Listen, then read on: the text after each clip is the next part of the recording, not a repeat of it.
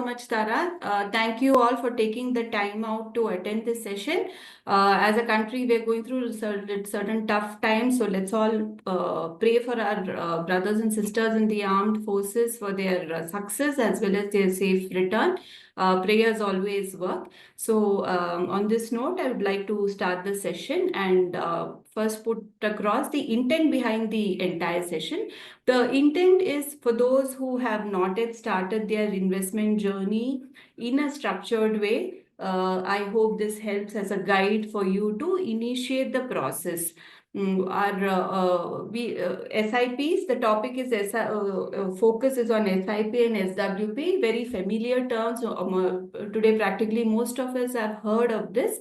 But we will try guiding and directing you to see how we can do it in a very goal-driven based approach. And second part of the session will also cover on SWP. The entire purpose of our journey, investment journey, is so that we can monetize all these investments, and how to do it in a appropriate way. We will show it with an illustration specifically on the retirement corpus part. Okay.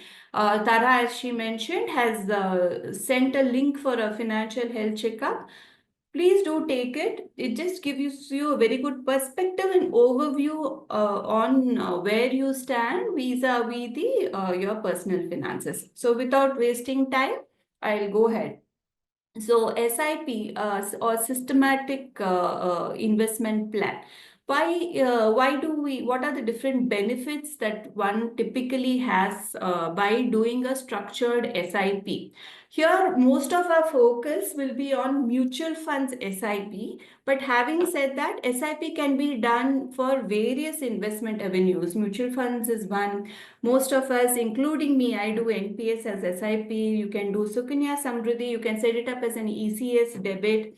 Insurance plan, term covers can be do. While it's not technically an investment sometimes, like a term cover premium, but if it's an insurance come endowment or a money back plan, that also can be done as a monthly premium outgo.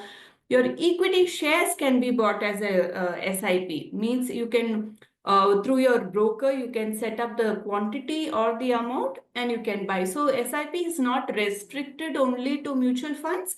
It can be applied to various asset classes, but the focus of our presentation would be primarily on mutual fund SIP because it's a very simple instrument, very effective instrument, and one can really no rocket science involved in it. So we will try addressing that. Just a second. Yeah. Yeah. So what are the benefits of SIP? Just a second. I'll just go through. Yeah. 1 second, Tara. I'll just.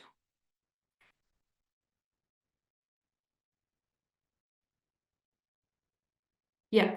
So what are the different benefits doing an SIP? First is for the most important two aspects. We have done webinars on this also. One is asset allocation and second is discipline. So when you start an SIP, it automatically brings in a discipline into you to first pay yourself, invest for yourself, and only then whatever is remaining, use it for other expenses. So these are the two most important things that help you build a corpus over a period of time. So first thing, the most important critical thing that it helps you inculcate as an individual is the discipline part. Second, it helps you create a structured approach of goal-based investing. Each one of us have come from different circumstances. We have different goals, different aspirations. So depending on what we prioritize and how we look at how we want our life to pan out, we can accordingly structure and direct our scarce resources towards that particular goal. Plus, SIP gives you the flexibility to choose the frequency. Most of us do it monthly. SIP is typically done monthly, but you can do it then nowadays you have a day. We will be covering that part also. You have daily SIP, quarterly SIP. You can set up the frequency for most of the investment avenues. You have the freedom to start based on your ability, and you can gradually increase it. So we were talking about the benefits of doing a simple SIP. Okay, so from my point of view, based on my experience, I would say is one, very important. Most important is it builds in the discipline. Second, it gives you a structured way of doing things. Third, flexibility, and fourth, and ease. Ease. It's so easy to do an SIP. Okay. We spoke about this also, while the focus of this session would primarily be on how you can utilize mutual fund SIP. Technically, you can do SIP across various investment avenues. Okay. Now, what are the different types of SIP? You have something called a regular SIP, which most of us do. There's a debit that happens every month from our accounts. Most of us tend to do it monthly basis, but nowadays what is also popular is daily, weekly, monthly. There are some very reputed investment houses which have also done recently a study on daily SIP, and they have found that there is a very small, minuscule percentage of incremental returns that you get than more than a regular SIP.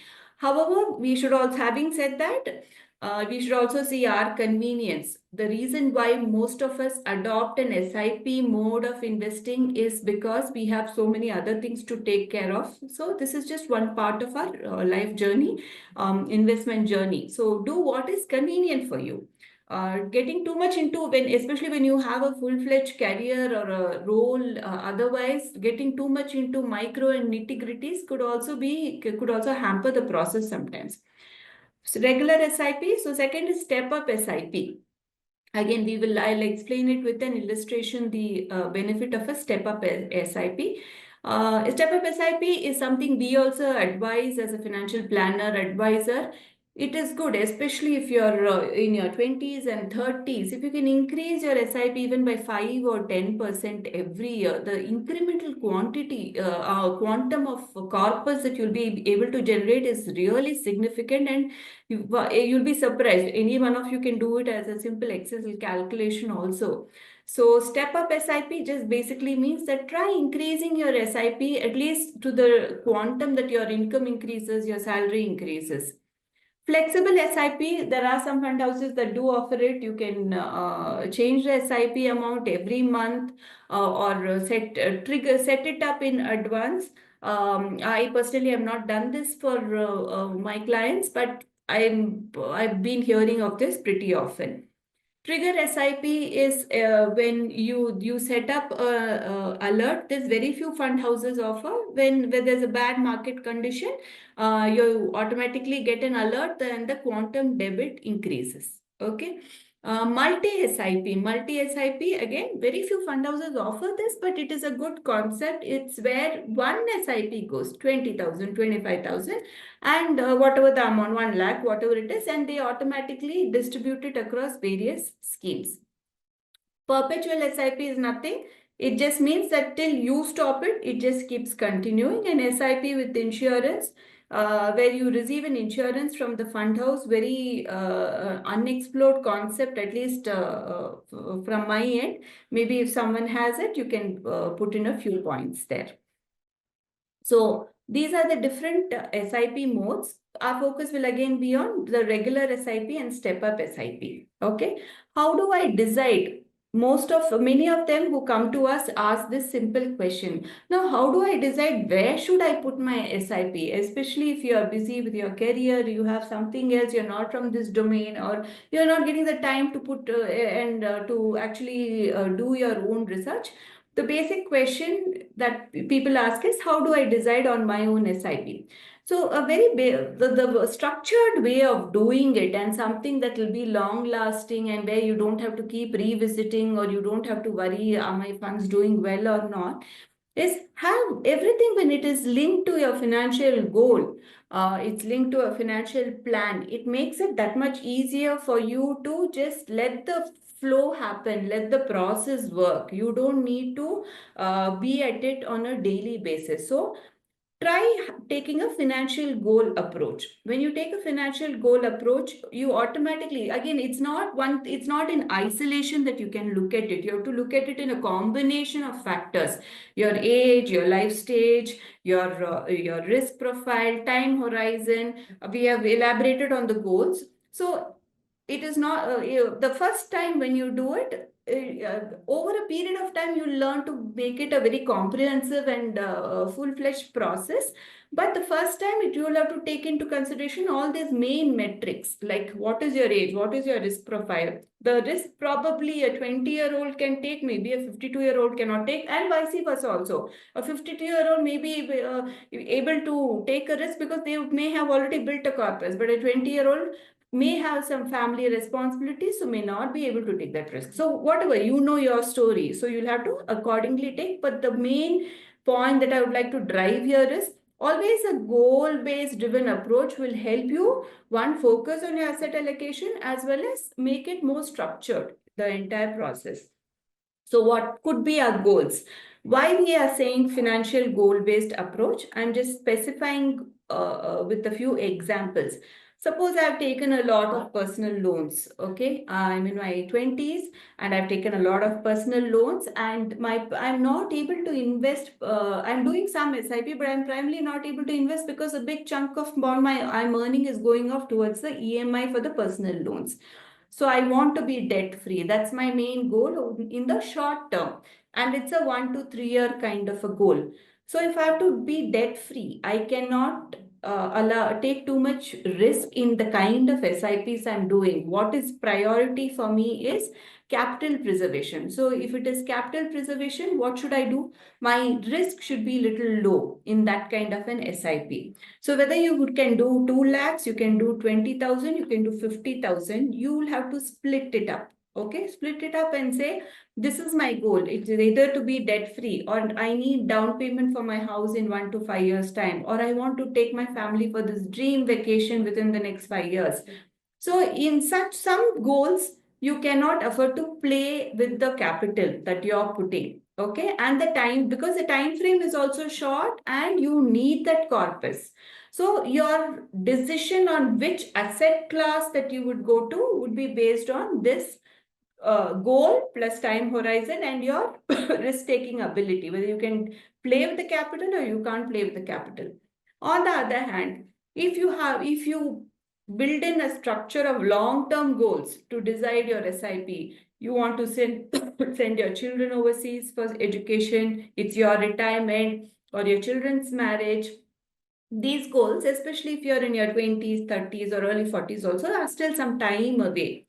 You can afford to take the main objective here will be the corpus should grow so that I'm able to fulfill this particular goal to the best of my ability. So in such goals, you can take high risk.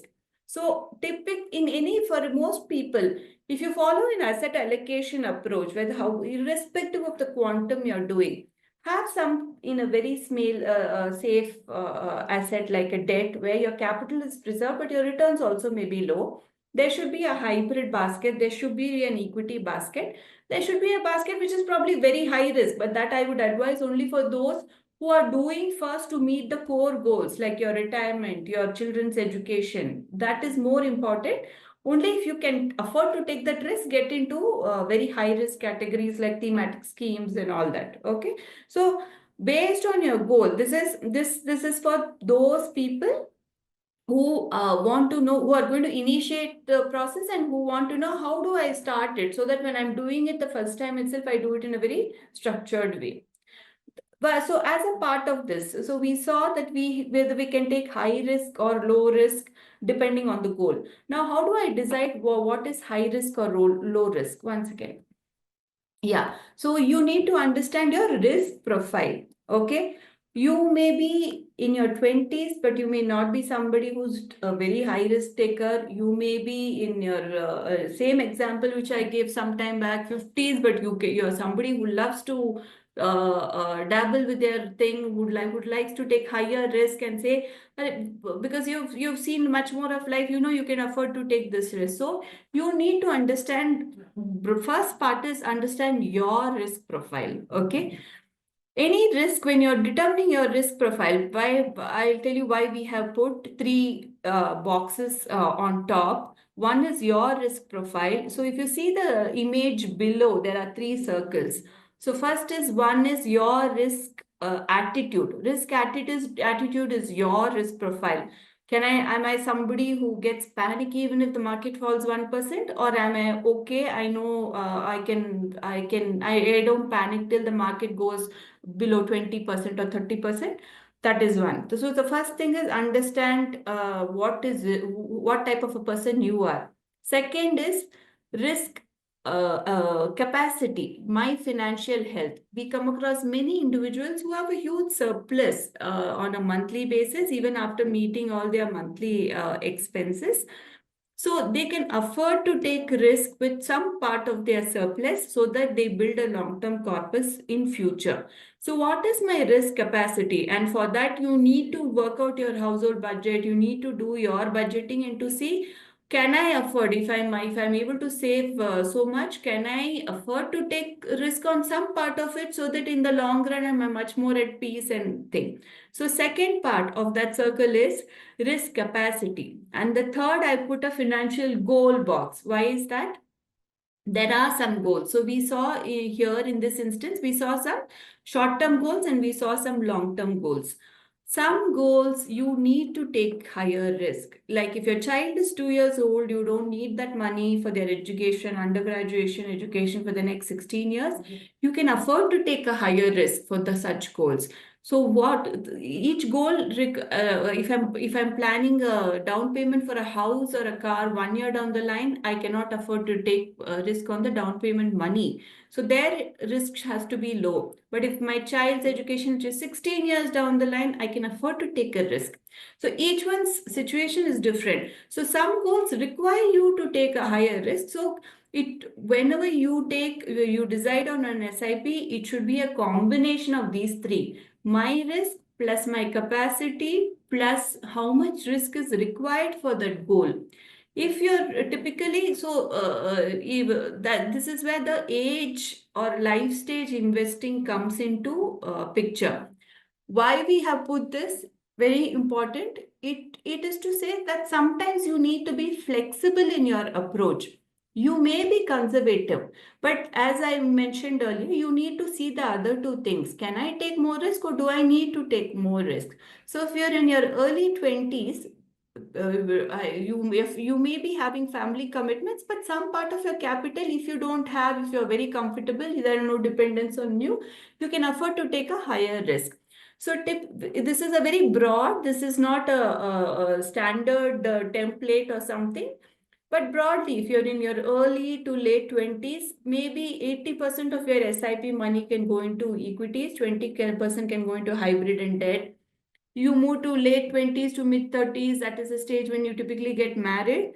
Maybe that can slowly, equities portion can come down to 70% and hybrid and debt to 30%. Then you move to the next stage when there are kids, aging parents, bring down your equities to 60% and hybrid to 40%. And finally, in the consolidation phase, when your kids are settled, probably married off also, it's just you and your spouse, you can have an equal allocation of 50% equity and 50% of hybrid and debt. These are just broad guidelines. These are not the ultimate thing. Again, you need to work out based on your circumstances. One second here. So, this is just a guide. So whenever you are starting the SIP process, try doing it in a very structured, goal-based approach. Okay. What are the different things that you need to keep in mind if you're doing on your own when you're deciding on your SIP? Broadly have an idea of the ratings. These ratings are assigned by CRISIL. So broadly have an idea on the ratings of the schemes. The ratings are primarily decided based on past returns. So just be a little wary of that. Past returns tip based on my experience. I've been in this domain for over 2 decades, but I can tell you that No, very rarely one scheme will continuously perform very well for 3, 4 years. The next 2, 3 years you may see a lull. That does not mean fundamentally something is wrong with the scheme.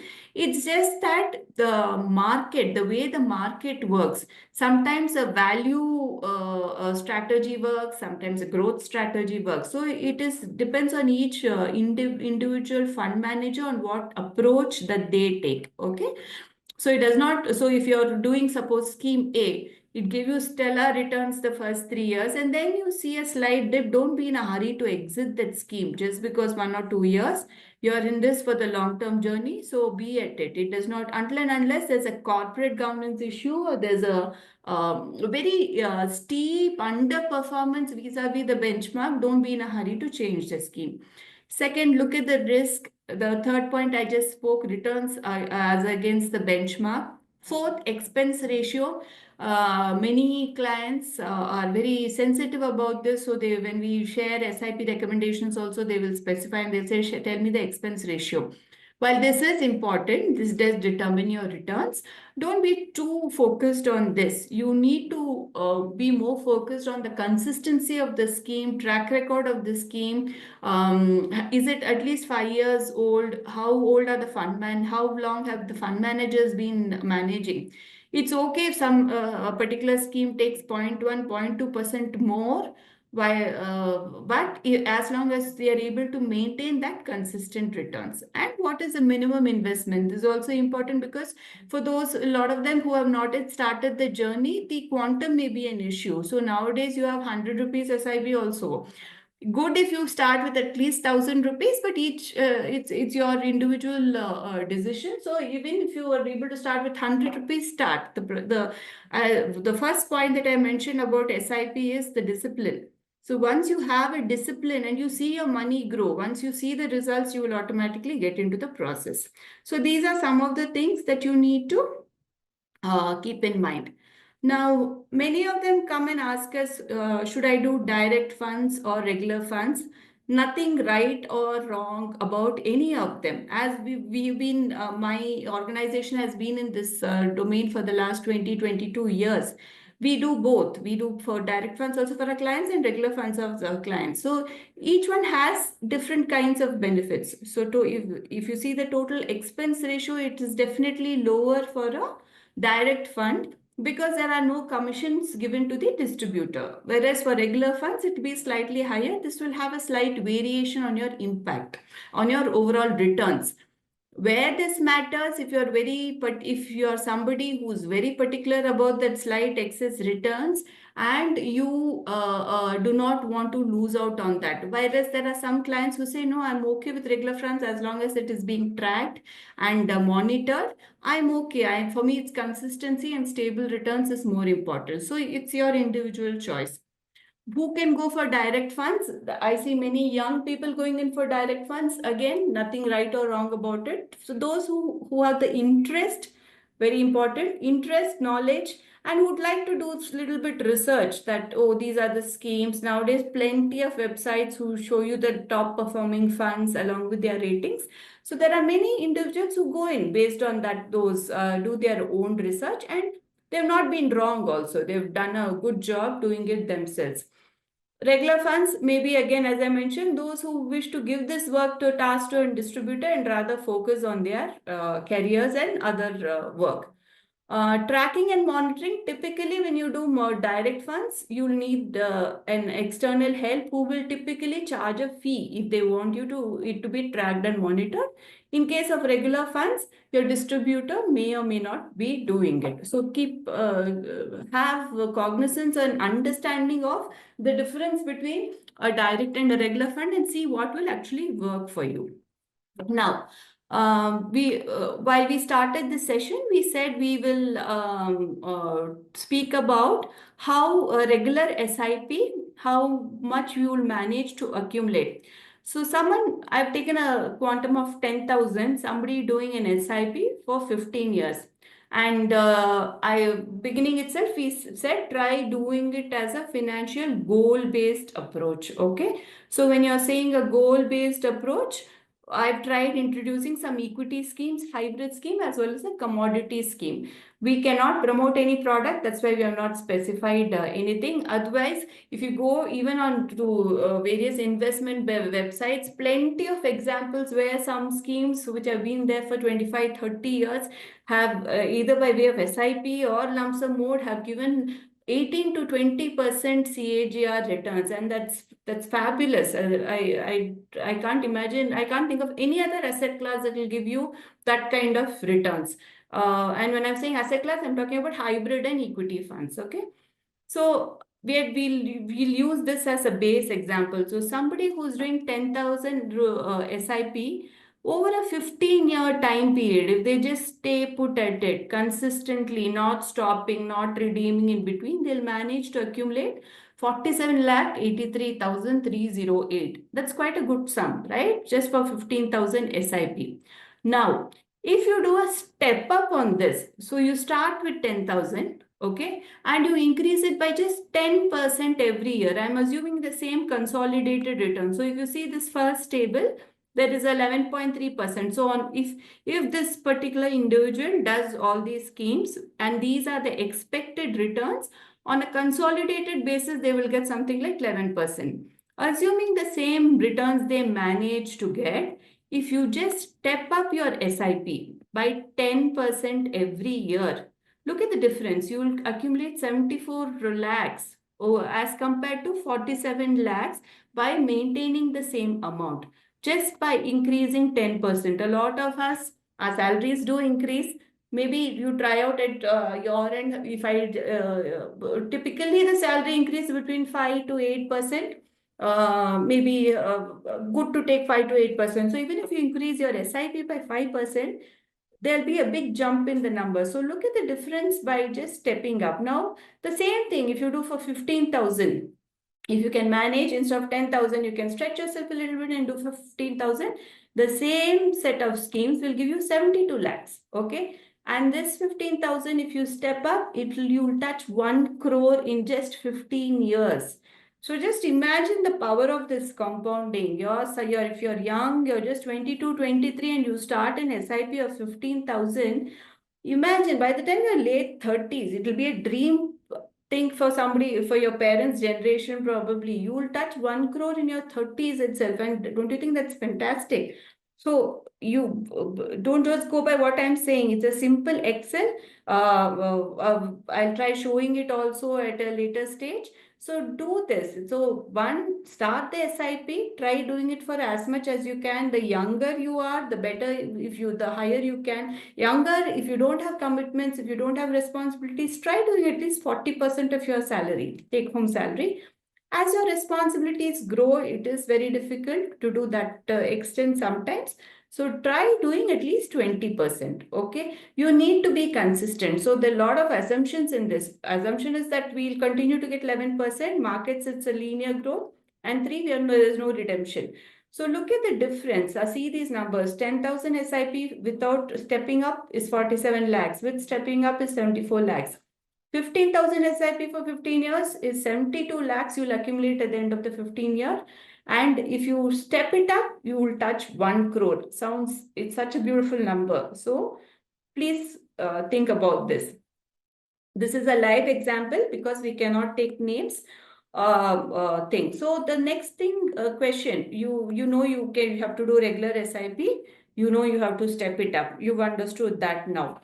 Now, how much SIP should I do? Okay. Again, I'll go back like a broken record on the same thing. Let your financial plan decide for you. Try having, if you're young, you can say, oh, I'm just in my 20s. What goals will I have? You'll at least have a retirement goal. Start with a basic retirement goal. You may have a vacation goal. You may have a goal to get married or upskill, go overseas, abroad for higher education. It could be anything. Start with just a retirement goal. Okay.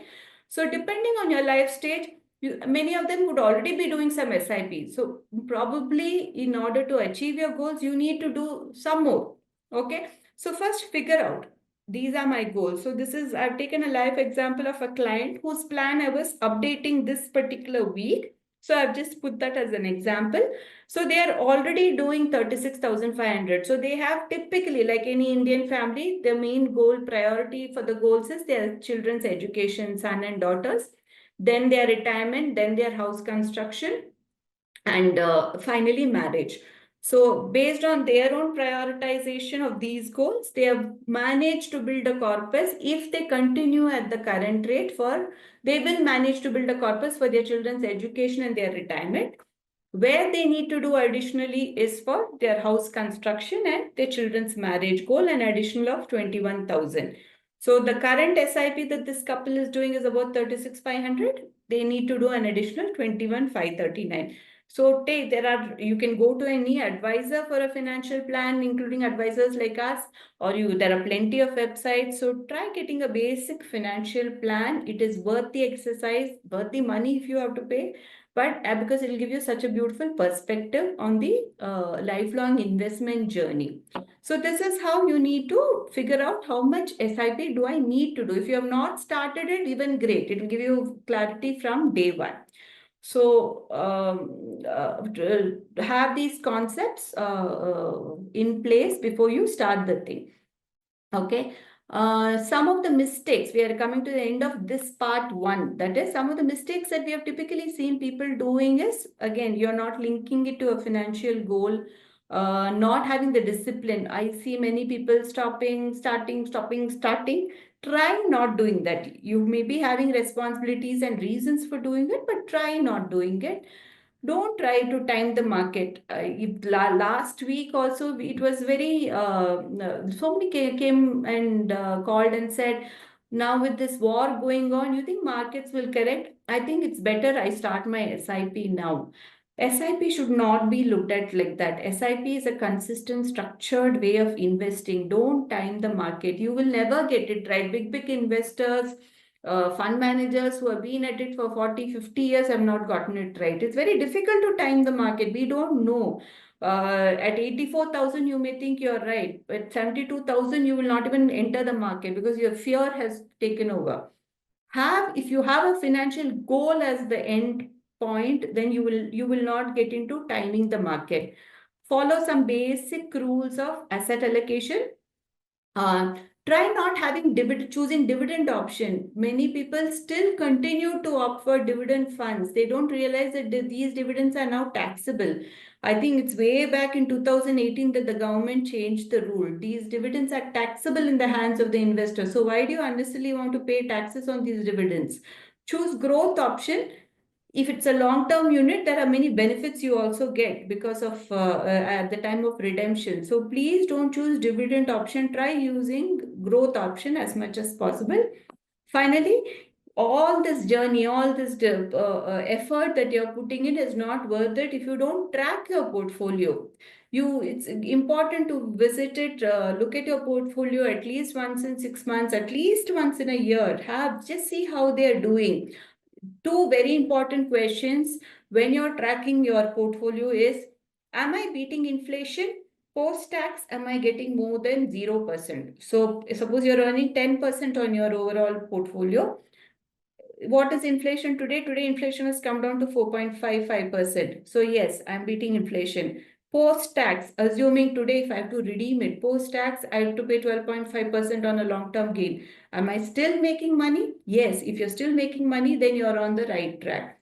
So post-tax, post-inflation, the number should be greater than zero, always have. So final, it's not only important to get the first few steps right. If you don't track and monitor your portfolio, it's your money, your hard-earned money. If you're not able to, please go to your financial advisor to do it. But track your money, track your portfolio. There's just one rule. Many people say this. It's a good thing to remember more as for knowledge purpose. It's called 7531. So 7 is, I will subscribe to the 7 part definitely. If you have invested in a reasonably decent scheme for at least 7 years, I can vouch 100% you will not lose money, because by end of 7 years, you typically, most of them would have seen that cycle, until and unless there's a black swan event because of which this markets are continuously down for 10 years or so, which very rarely happens. It has happened in Japan. With the Japanese market, but very rare for a country like at the stage at which India is in. So 7 stands for, if you stay invested for 7 years, you will not lose your money. 5, try diversifying. If you saw that SIP table that we shared earlier also, there is one equity, there's a hybrid. Try having debt, try having commodities. Some of you may be interested in real estate, so have REITs, have multi-assets. So try diversifying across different asset classes or types. 3 is, if you're into this journey, once you enter it, please mentally prepare yourself to face, like now we saw steep correction. Those who have seasoned investors who have seen the benefits of SIP did not panic, but those who entered over the last 2-3 years panicked, because you have not seen the disappointment phase, you have not seen the irritating phase, you have not seen the panic phase. We could see very clearly, you can make out the distinction when markets steeply correct, like what we saw like over the last 6 to 7 months. Seasoned investors who are making money because they've seen many ups, many downs, did not panic.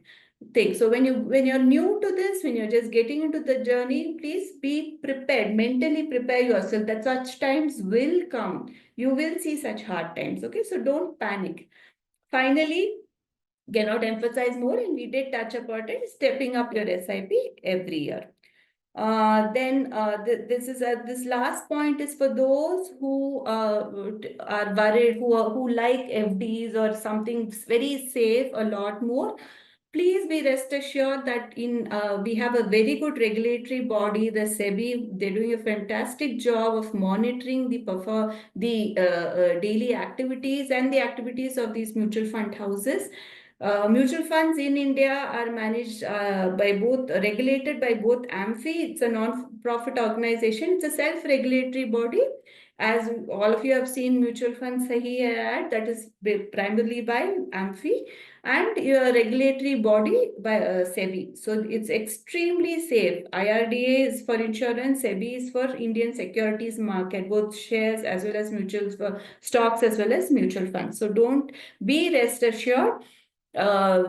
Things are extremely streamlined in this particular asset class investment avenue. So you don't need to worry about, will I lose my money? What will happen? For everything, there are clearly laid down rules. Okay, you can reach out to any distributor, any financial advisor to know more. Now, the second and most very important part, systematic withdrawal plan. Okay. Now, why are we doing all this? The whole purpose of all the SIP is so that we can monetize the hard-earned investment growth, corpus growth. So how does a systematic withdrawal plan work, SWP as it's popularly known? So you can have SWPs. Basically, you can set up an order to take out a particular withdrawal amount or you can even vary it. There is a flexible option also. There's a fixed option also. At fixed intervals, that money will directly hit your bank account. So suppose you have 1 lakh in a particular mutual fund scheme, just for illustration purpose. You set up that every month 10,000 should hit my account. So 10,000 will hit your account on the first of every month, and the remaining 90,000 grows. The second month, the next 10,000 hits, and the remaining 80,000 grows. So SWP is basically you're putting at work the money that you have managed to grow. Okay. For what all do people typically use it? Most commonly used one is for your post-retirement. We have shown a clear example also. You can use it for some monthly maintenance expense, either to give it to your spouse, your parents, your children, some monthly maintenance expense where you don't need to sit and break your head. You just set up an SIP system for it. Certain educational expenses and probably some medical bills, monthly unavoidable medical expenses. You can just set up an SWP account. We will show an example of retirement for the purpose. So this table is just an illustration on how it works. So suppose you have 10 lakhs, first of every month, you take out 6%, 60,000 or 5,000 per month.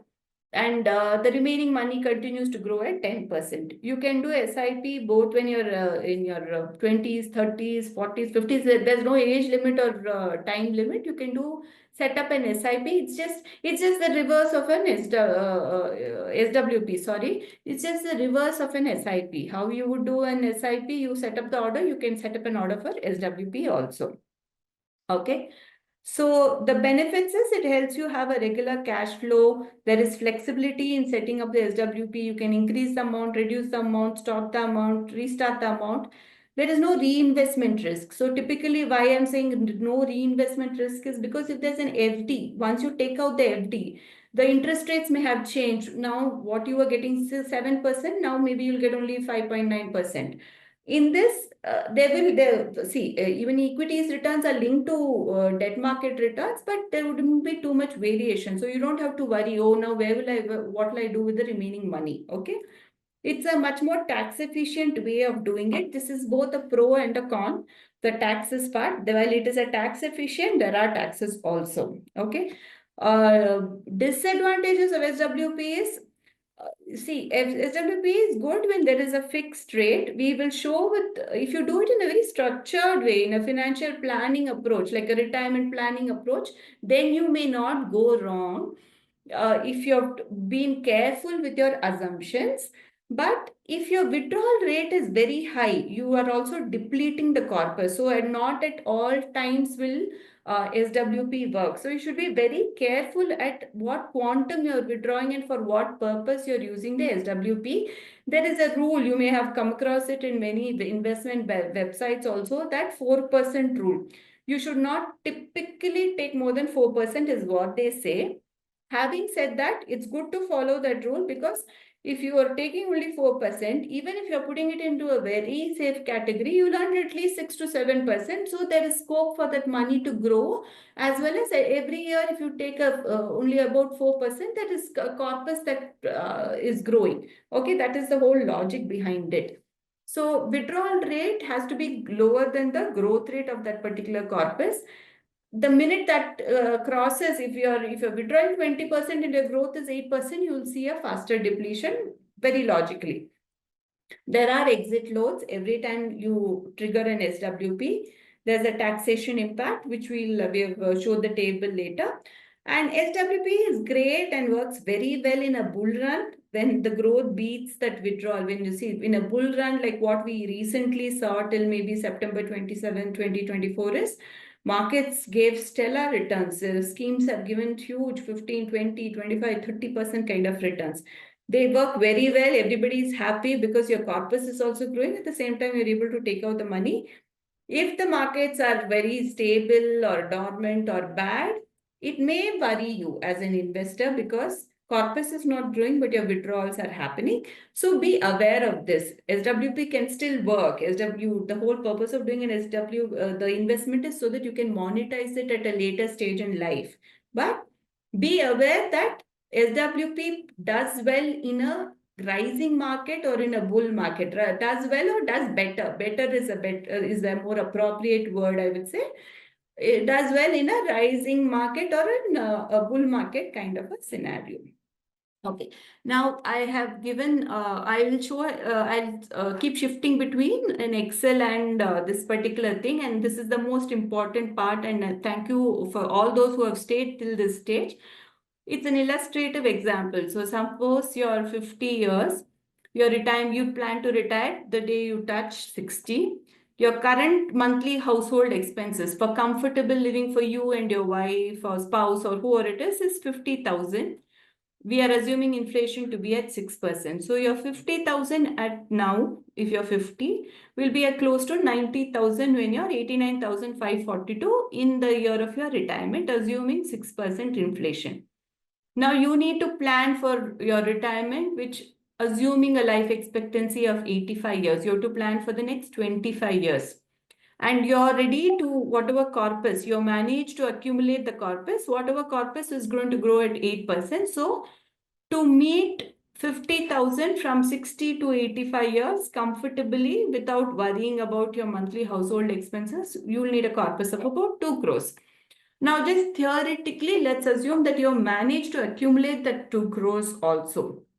So I'll need to shift between the Excel here. So this is an actual example that we have done. For those who would like it to be worked out on an individual basis, please drop a message, reach out to us, and we will help you.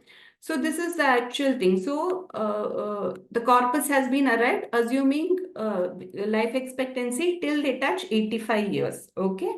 You will need a corpus of 2 crores. Now, assuming you have 2 crores, and we start taking the withdrawal based on what you would need every year. So if you see this withdrawal, if you see, I have taken it from the requirement in the first year, 60th, okay, monthly requirement.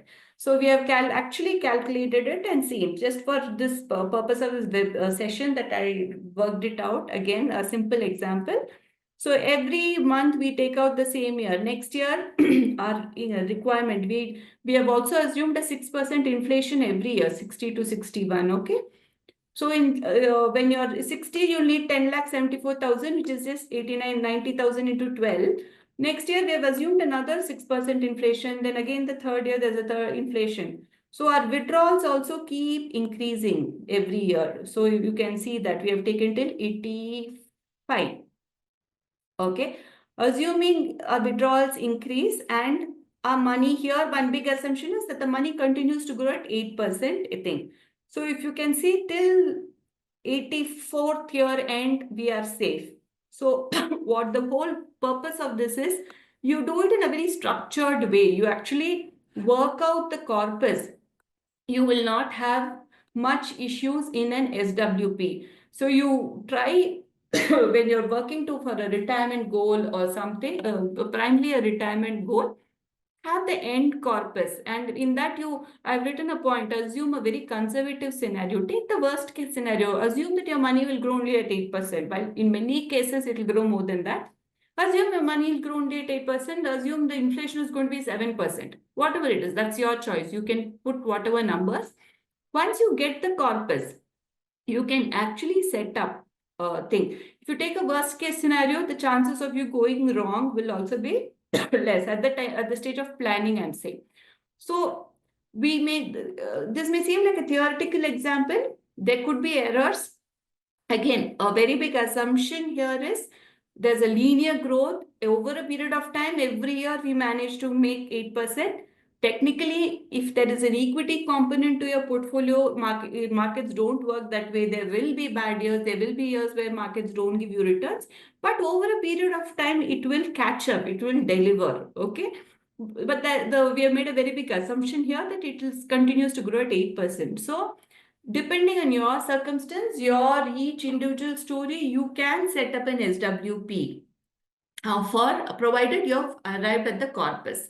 In case you have not managed to build that full corpus also, at least part of it can be established, can be set up. So as we were saying, your withdrawal rate should be less than the growth rate of the corpus that you're assuming. Very important. Okay, so SWP can be worked around your circumstances.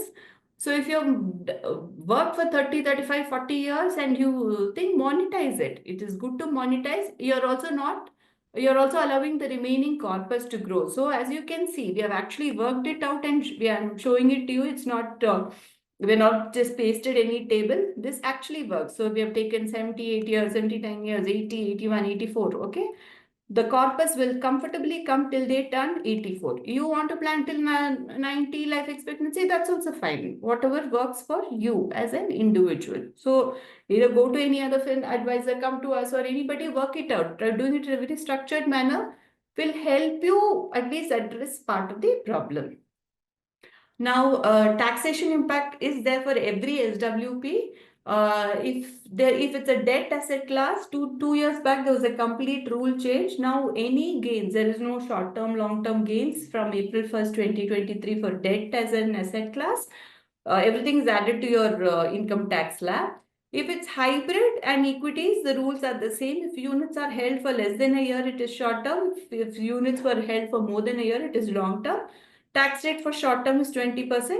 For long-term units, if it is up to 1.25 lakhs is exempt, and over and above that, so if your gains in a particular year of withdrawal by chance is about 1 lakh 30, 1 lakh 30,000, up to 1 lakh 25,000 there'll be no tax. On that 5,000 you'll have to pay 12.5%. Okay.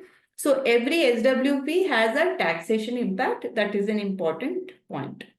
So not only is SIP important, monetize it. Nothing wrong in monetizing your hard-earned earnings to maintain the peace of mind of meeting your expenses.